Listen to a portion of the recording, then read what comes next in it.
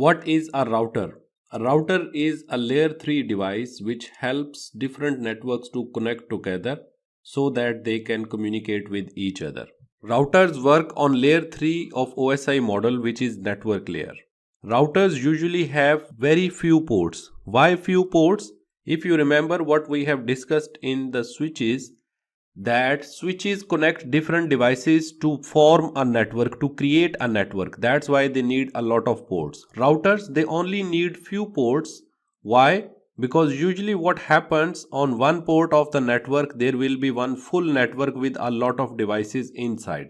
On the other port there would be another network. So usually we need to connect 1, 2, 3, 4 networks.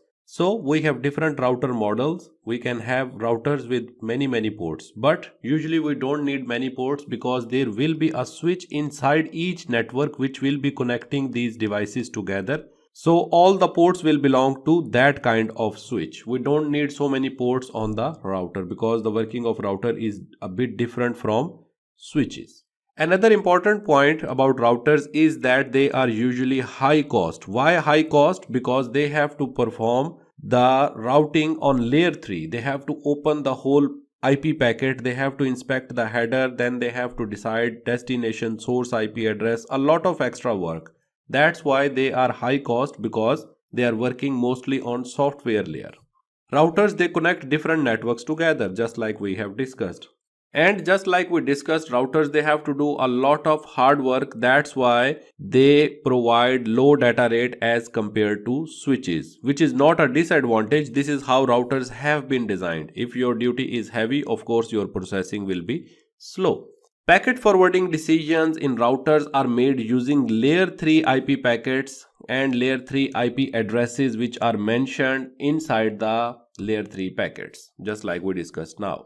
Most of the routers must be configured before used. An important point. Switches you can just bring home and you can start using it, just like we have discussed here with switches, that you can just bring them home and you can start configuring them, start using them. You don't need to configure them. But routers, once you bring home, you need to configure IP address, so many basic things before you can start using them. Operations like best path selection and packet forwarding decisions in routers are carried by software. This is also an important point, not by hardware, unlike switches. Switches, they do all the decisions and switching on hardware layer, while routers, they have more sophisticated jobs to perform. That's why they are so highly cost with low data rate, because they have to do a lot of jobs through software.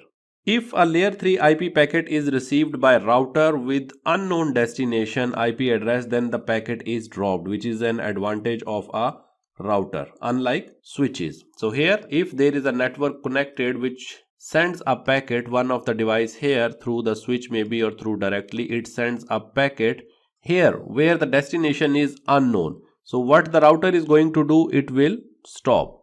So can you guys answer me in the comments below that if this kind of frame is received on a switch, what is the switch going to do? So in that case, if there is a message with unknown destination, it comes to a switch port, so what is the switch going to do in that case? So please answer this question in comments below. So this is all about routers. I hope it's clear after we have discussed about switches and routers.